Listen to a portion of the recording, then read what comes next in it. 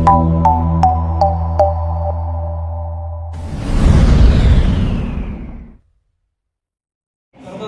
ಒಂದು ಪತ್ರಿಕಾಗೋಷ್ಠಿಗೆ ಆಗಮಿಸಿದ ಎಲ್ಲ ಆತ್ಮೀಯವಾದಂಥ ಪತ್ರಕರ್ತ ಬಂಧುಗಳಿಗೆ ಈ ಒಂದು ಗೋಷ್ಠಿಗೆ ಆರ್ಥಿಕ ಸ್ವಾಗತ.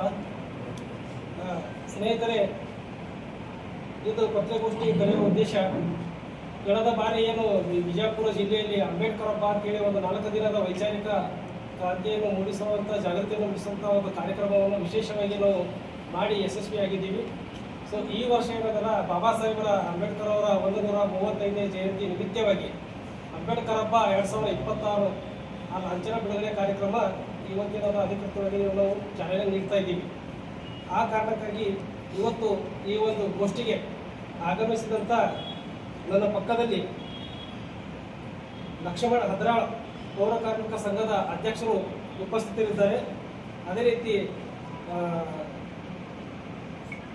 ಶಿವಾನಂದ್ ಕೆಲ್ಲೂರ್ ಸರ್, ವೇದ ಅಕಾಡೆಮಿಯ ಮುಖ್ಯಸ್ಥರು, ಅವರು ಕೂಡ ಈ ಒಂದು ಪತ್ರಿಕಾಗೋಷ್ಠಿಗೆ ಆಗಮಿಸಿದ್ದಾರೆ.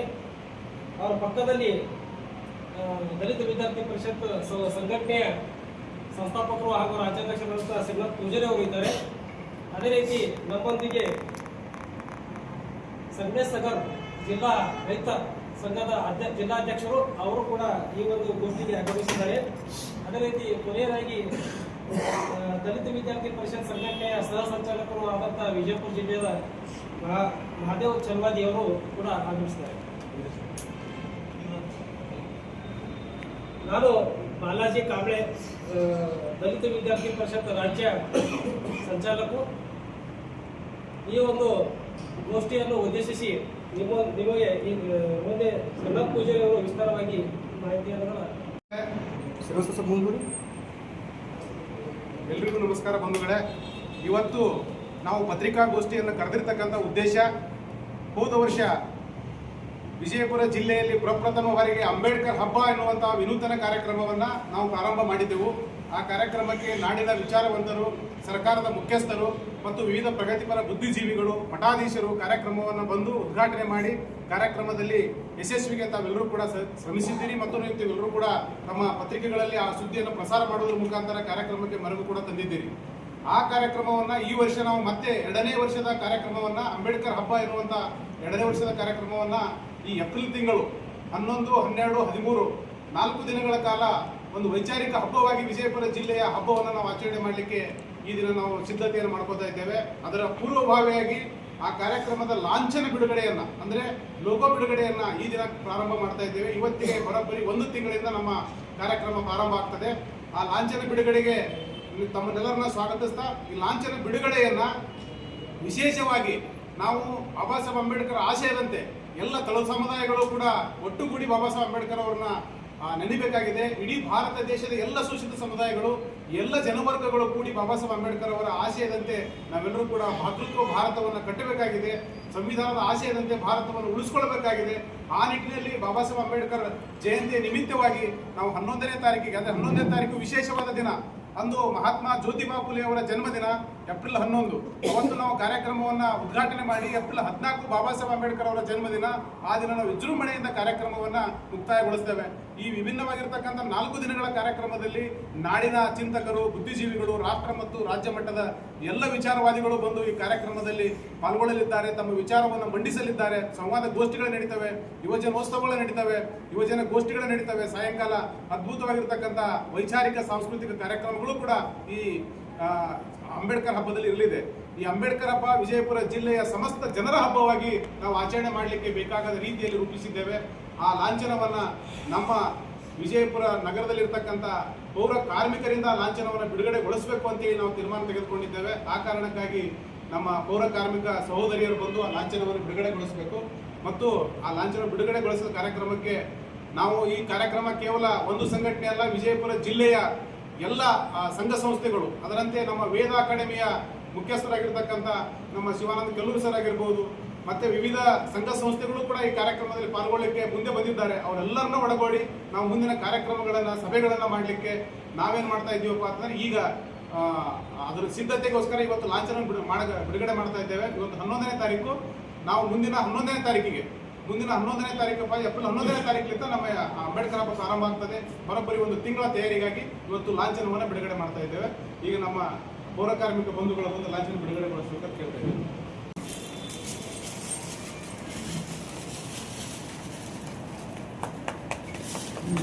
ಎರಡು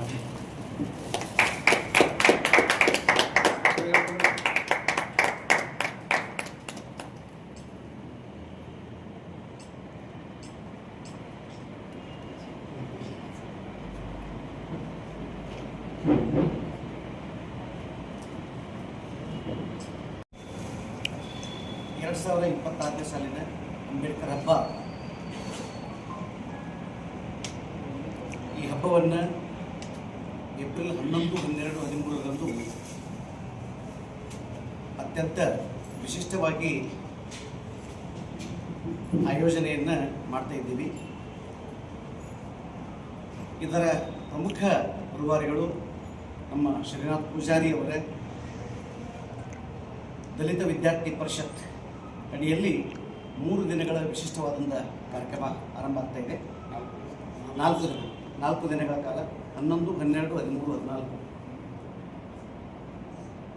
ನಾಡಿನ ಭಾರತ ದೇಶದ ಪ್ರಥಮ ಶಿಕ್ಷಕಿ ಸಾವಿತ್ರಿಬಾಯಿ ಫುಲೆ ಅವರ ಜನ್ಮ ದಿನಾಚರಣೆಯೊಂದಿಗೆ ಆರಂಭಗೊಂಡು ಜ್ಯೋತಿಬಾ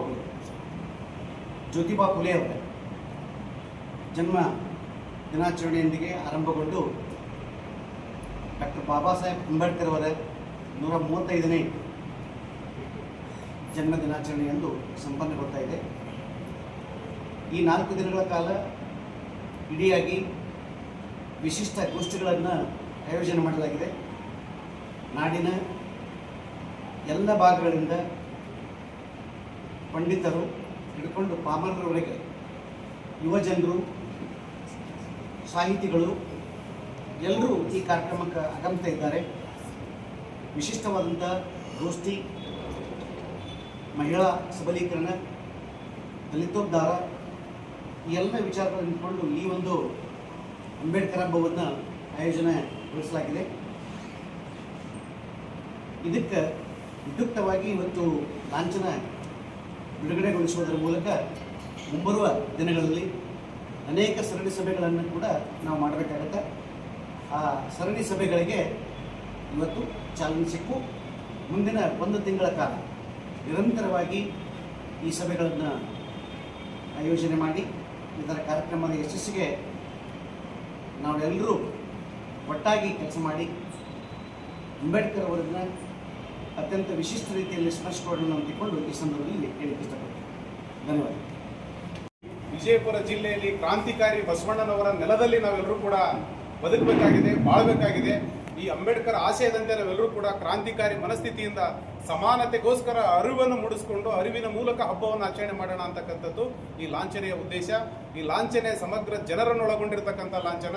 ಈ ಲಾಂಛನ ಇಡೀ ಜಿಲ್ಲೆಯ ಆಶೋತ್ತರಗಳಿಗೆ ಸ್ಪಂದಿಸುವ ಲಾಂಛನ. ಈಗಿನ ಸಂದರ್ಭದಲ್ಲಿ ಇರ್ತಕ್ಕಂಥ ಕೋಮು ದಳ್ಳೂರಿಗೆ ಮದ್ದಾಗಿರ್ತಕ್ಕಂಥ ಈ ಲಾಂಛನವನ್ನು ಇಂದು ನಾವು ಬಿಡುಗಡೆಗೊಳಿಸಿದ್ದೇವೆ. ಸಮಾನತೆಯ ಅರಿವಿನ ಹಬ್ಬ ಅಂತಕ್ಕಂಥದ್ದು ಇದು ಕಾನ್ಸೆಪ್ಟ್ ಟೋಟಲ್. ಹಾಂ ಸರ್.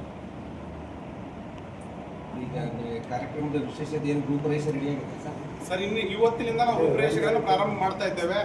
ಕಾರ್ಯಕ್ರಮದ ರೂಪರೇಷೆಪ್ಪ ಅಂತಂದ್ರೆ ಇಡೀ ನಾಡಿನಾದ್ಯಂತ ಇರತಕ್ಕಂಥ ಎಲ್ಲ ಬುದ್ಧಿಜೀವಿಗಳು, ಪ್ರಗತಿಪರರು ಮತ್ತೆ ವಿದ್ಯಾರ್ಥಿ ಯುವಜನ ನಾಯಕರು ಕೂಡ, ರಾಷ್ಟ್ರ ಮಟ್ಟದ ನಾಯಕರುಗಳು ಕೂಡ ಈ ಕಾರ್ಯಕ್ರಮದಲ್ಲಿ ಪಾಲ್ಗೊಳ್ಳಲಿದ್ದಾರೆ. ಅದ್ಭುತವಾಗಿರ್ತಕ್ಕಂಥ ಕಾರ್ಯಕ್ರಮ. ವಿಜಯಪುರ ಜಿಲ್ಲೆಯ ಹಬ್ಬವಾಗಿ ಈ ಕಾರ್ಯಕ್ರಮವನ್ನು ಆಚರಣೆ ಮಾಡ್ತಾ ಇದ್ದೇವೆ. ಎಲ್ಲ ಜನರು ಕೂಡ ಈ ಕಾರ್ಯಕ್ರಮದಲ್ಲಿ ಪಾಲ್ಗೊಳ್ಳಬೇಕು. ಜಾತಿ, ಮತ, ಪಂಥ, ಲಿಂಗ ಭೇದವಿಲ್ಲದೆ ಈ ಕಾರ್ಯಕ್ರಮದಲ್ಲಿ ಪಾಲ್ಗೊಳ್ಳಬೇಕು, ಕಾರ್ಯಕ್ರಮವನ್ನು ಆಚರಣೆ ಮಾಡಬೇಕು ಅಂತಕ್ಕಂಥದ್ದು ಈ ಹಬ್ಬದ ಮುಖ್ಯ ಉದ್ದೇಶ ಮತ್ತು ಆಶಯ ಕೂಡ ಆಗಿದೆ. ನಿರೀಕ್ಷೆ ಏನಿದೆ ಸರ್ ಅಂದಾಜು ಇದಕ್ಕೆ ನಿಮ್ಮ ಈ ಟೋಟಲಿ ಎಲ್ಲಿಂದ ಜನ? ಇಡೀ ಕರ್ನಾಟಕ ರಾಜ್ಯದ ಎಲ್ಲ ಯುವ ಜನರು ಕೂಡ ಈ ಹಬ್ಬದಲ್ಲಿ ಪಾಲ್ಗೊಳ್ತಾ ಇದ್ದಾರೆ. ವಿಜಯಪುರ ಜಿಲ್ಲೆಯ ಎಲ್ಲ ಜನರು ಕೂಡ ಈ ಕಾರ್ಯಕ್ರಮದಲ್ಲಿ ಪಾಲ್ಗೊಳ್ತಾ ಇದ್ದಾರೆ. ಇಡೀ ಸಂಘ ಸಂಸ್ಥೆಗಳು, ಈ ಜಿಲ್ಲೆಯ ಎಲ್ಲ ಸಂಘ ಸಂಸ್ಥೆಗಳನ್ನು ಕೂಡ ಈ ಕಾರ್ಯಕ್ರಮಕ್ಕೆ ಆಹ್ವಾನ ಕೊಡ್ತಾ ಇದ್ದೇವೆ. ಅವುಗಳು ಕೂಡ ಪಾಲ್ಗೊಳ್ತಾ ಇದ್ದಾರೆ. ಪ್ರಗತಿಪರ ರಾಜಕಾರಣಿಗಳು, ವಿಚಾರವಂತರು ಕೂಡ ಈ ಕಾರ್ಯಕ್ರಮದಲ್ಲಿ ಪಾಲ್ಗೊಳ್ಳಲಿದ್ದಾರೆ. Okay sir.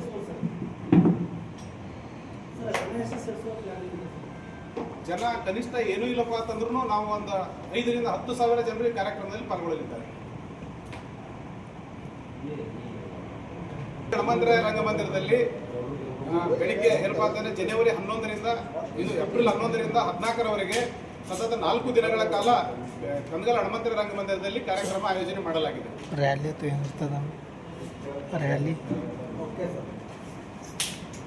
ಈ ವರ್ಷದಂತೆ